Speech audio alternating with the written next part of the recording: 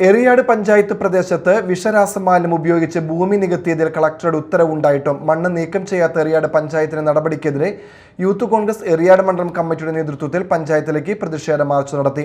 പഞ്ചായത്തിലേക്ക് തള്ളിക്കയറുവാൻ ശ്രമിച്ച പ്രവർത്തകരെ പോലീസ് അറസ്റ്റ് ചെയ്തു. യൂത്ത് കോൺഗ്രസ് സംസ്ഥാന സെക്രട്ടറി സലീം കൈപ്പമംഗലം പ്രതിഷേധ മാർച്ച് ഉദ്ഘാടനം ചെയ്തു. മണ്ഡലം പ്രസിഡന്റ് ഇസ്ഹാഖ് ഹുസൈൻ അധ്യക്ഷത വഹിച്ചു. KSU സംസ്ഥാന general secretary advocate Asif Muhammad മുഖ്യപ്രഭാഷണം നടത്തി.